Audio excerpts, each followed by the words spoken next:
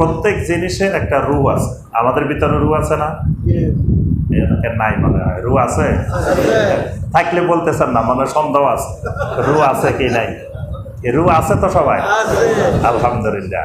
আচ্ছা, আপনারা কে কে একবার মারা গেছেন আবার জীবিত হয়েছেন, এরকম কেউ আছেন? একজনও নাই? প্রতি রাত্রেই তো মরে, তাহলে তো সবাই আছে। ঘুমানোর সময় আমরা কি বলি?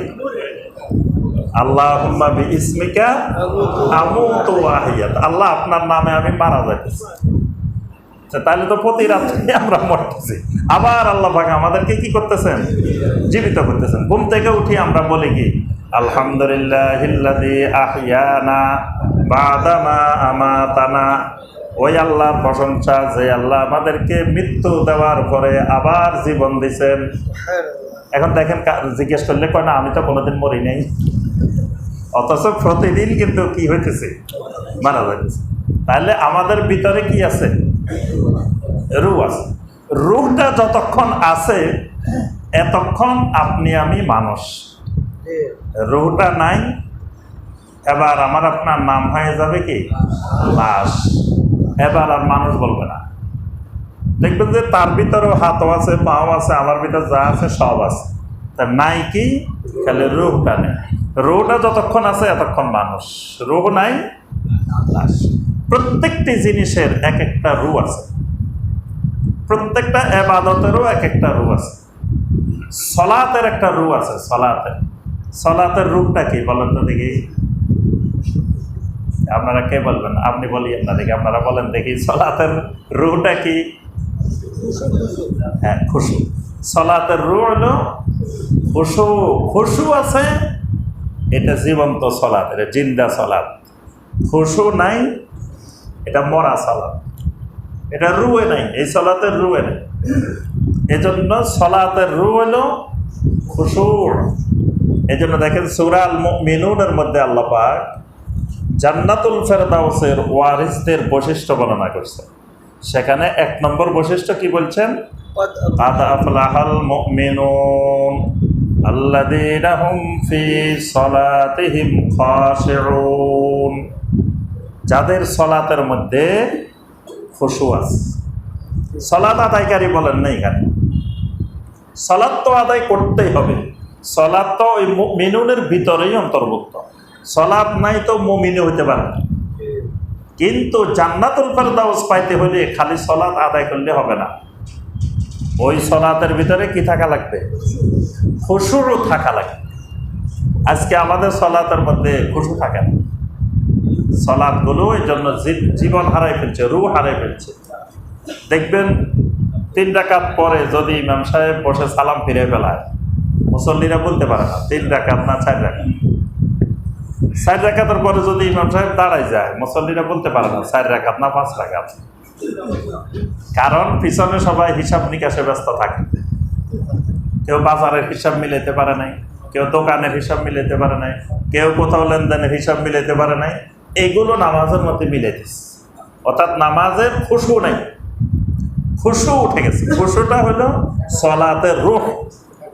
খুশু তৈরি করার অনেকগুলো আমল আছে, এগুলোর দিকে আমরা যাচ্ছি না। আমরা মূল কথা, সলাতের একটা রূহ আছে। রূহটা হলো কি? খুশু। এবার আপনারা বলবেন ঈমানের রূহটা কি? ঈমানেরও একটা রূহ আছে। ঈমানের রূহটা কি? তাওহীদ। আজকের স্টুডেন্ট অনেক মেধাবী, মাশাআল্লাহ, সব বলতে পারে। তাহলে ঈমানের রূহ হলো কি? তাওহীদ। তাওহীদ আছে যে ঈমানে, সেটাই প্রকৃত ঈমান, সেটাই জীবন্ত ঈমান।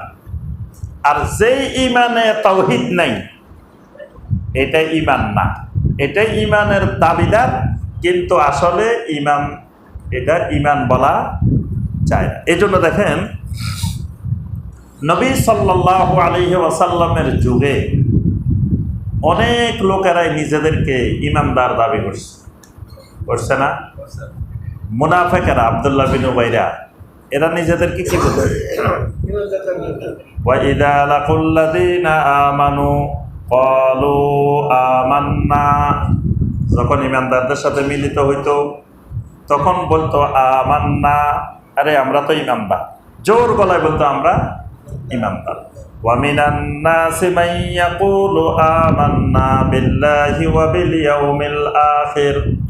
আল্লাহ পাক বলেন কিছু মানুষ আছে যে মানুষগুলো বলে আমান্না বিল্লাহি ওয়া বিল ইয়াউমিল আখির, আমরা আল্লাহর উপরে আখিরাতের উপরে ঈমান এনেছি।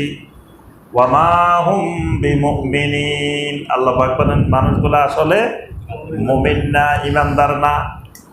তাহলে এই আব্দুল্লাহ বিন উবাইরা মুনাফিকরা এরাও তো নিজেদেরকে কি দাবি করছে? ঈমানদার দাবি করছে। আবু জেহেল আবু লাহাবেরা এরাও নিজেদেরকে কি দাবি করত? ঈমানদার। খালি ঈমানদার না, একেবারে খাঁটি অরিজিনাল সঠিক ঈমানদার থাকলে তারাই আছে। আর নবী সাল্লাল্লাহু আলাইহি ওয়াসাল্লাম এবং সাহাবায়ে কেরামদেরকে তারা কি বলতো? তারা বলতে ইন্নাহুম সাবিউনা কাযাবুন, এরা তো ধর্ম ত্যাগী। নবী সাল্লাল্লাহু আলাইহি ওয়াসাল্লাম এবং সাহাবায়ে কেরামদেরকে এরা বলতো কি? ধর্ম ত্যাগী। ধর্ম ত্যাগী মানে কোন ধর্ম ত্যাগ করছে? মানে আগের যে তাদের ধর্ম, বাপদাদার পূর্বপুরুষের যে ধর্ম, মুহাম্মদ সাল্লাল্লাহু আলাইহি ওয়াসাল্লাম এবং সাহাবায়ে কেরাম সেই ধর্ম কি করছে? পরিত্যাগ করছে। আমরা যেমন ইসলাম কেউ যদি ত্যাগ করে আমরা কি বলি? মুরতাদ, ধর্ম ত্যাগী। তা আবু জেহেল আবু লাহাবদের দৃষ্টিতে নবী সাল্লাল্লাহু আলাইহি ওয়াসাল্লাম এবং সাহাবায়ে কেরাম ওনারা হলেন কি? ধর্ম ত্যাগী, ধর্ম ত্যাগ করছে।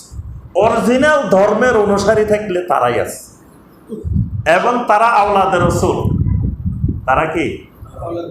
আওলাদের রাসূল। তারা ইব্রাহিম আলাইহিস সালামের বংশধর, ইসমাঈল আলাইহিস সালামের বংশধর। তাদের দাবি তো ঠিকই আছে, তারা অরিজিনাল আওলাদের রাসূল না? হ্যাঁ, তারা তো ইব্রাহিম আলাইহিস সালামের, ইসমাঈল আলাইহিস সালামের বংশধর। তাদের আরো দাবি ছিল তারা আহলে হক। তারা কি? আহলে হক। এবং কোরআনে কারিমে আল্লাহ পাক তাদের একটা দোয়ার কথা উল্লেখ করছেন। তারা আল্লাহর কাছে দোয়া করতেছে, আল্লাহুম্মা ইন কানা হাযা হুয়াল হাক্কা মিন ইনদিক ফাআমতির আলাইনা হিজারাতাম মিনাস সামা। এটা আবু জাহেল আবু লাহাবদের দোয়া, কাফেরদের দোয়া। এরা আল্লাহ সুবহানাহু ওয়া তাআলার কাছে দোয়া করতেছে, আল্লাহুম্মা, আয় আল্লাহ, ইন কানা হাযা হুয়াল হাক্কা মিন ইনদিক, যদি মুহাম্মদ সাল্লাল্লাহু আলাইহি ওয়াসাল্লামের দাওয়াত সত্য হয়, হক হয়, তিনি যদি সত্য নবী হন, ফাআমতির আলাইনা হিজারাতাম মিনাস সামা, তাহলে আমাদের উপরে আসমান থেকে পাথরের বৃষ্টি নাজিল করেন। দোয়াটা কি কঠিন দেখছেন? যে যদি মুহাম্মদ সাল্লাল্লাহু আলাইহি ওয়াসাল্লাম সত্য নবী হয়, তার দাওয়াত যদি সত্য হয়, তাহলে আমাদের উপরে পাথরের বৃষ্টি নাজিল করেন, আযাব নাজিল করেন। তার অর্থ হইল আমরা তো হকের উপরে আছি, আমাদের উপরে পাথরের বৃষ্টি নাজিল হবে কেন? পাথরের বৃষ্টি যদি নাজিল হয়, আযাব যদি নাজিল হয়, তাহলে তো হইব মুহাম্মদ সাল্লাল্লাহু আলাইহি ওয়াসাল্লামের উপরে, সাহাবায়ে কেরামদের উপর। কারণ আমরা হইলাম ওই যে ইন কানা হাযা হুয়াল হক, হক তো আমরা, আহলে হক তো আমরা। নবী সাল্লাল্লাহু আলাইহি ওয়াসাল্লামের সাহাবীরা তাদের দৃষ্টিতে আহলে বাতিল। তাহলে আযাব নাজিল হইলে তাদের উপরে হবে, আমাদের উপরে তো হওয়ার সম্ভাবনা নাই। তাহলে তারা তাদের ঈমানদার হওয়ার ব্যাপারে কত দৃঢ় বিশ্বাসী হইলে আল্লাহর কাছে এইভাবে দোয়া করতে পারে। তাহলে এই মানুষগুলো নিজেদেরকে সত্যিকারের কি মনে করত? ঈমানদার মনে করত। আবার ওই জামানার ইহুদি খ্রিস্টানেরা এরাও নিজেদেরকে ঈমানদার মনে করত। এবং ইহুদি খ্রিস্টানেরা কি বলতো জানেন? কোরআনে কারিমে আল্লাহ পাক উল্লেখ করেছে, ওয়াকালু লা ইয়াদখুলাল জান্নাতা ইল্লা মান কানা হুদান আও নাসারা। তারা বলতো জান্নাতে যদি যাইতে চাও, হয় ইহুদি হইতে হবে, না হয় নাসারা হইতে হবে। এই দুইয়ের বাহিরে কেউ জান্নাতে যাইতে পারবে না। লা ইয়াদখুলাল জান্নাহ, একেবারে কেউ জান্নাতে যাইতে পারবে না। যদি জান্নাতে যাইতে হয়, ইল্লা মান কানা হুদান আও নাসারা, হয় ইহুদি হওয়া লাগবে, না হয় নাসারা হওয়া লাগবে। এই দুইটা না হলে যাবে। অর্থাৎ জান্নাতের টিকিটটা আমাদের কাছে, জান্নাতের টিকিটটা আমাদের কাছে হয় ইহুদি থেকে টিকিট নেওয়া লাগবে, না হয় খ্রিস্টান থেকে টিকিট নেওয়া লাগবে। এর বাহিরে গেলে টিকিট নাই, জান্নাতের আর টিকিট নাই। টিকিট এই দুই জায়গায়। তাহলে তারা ইমানদার হওয়ার ব্যাপারে কত কঠিন।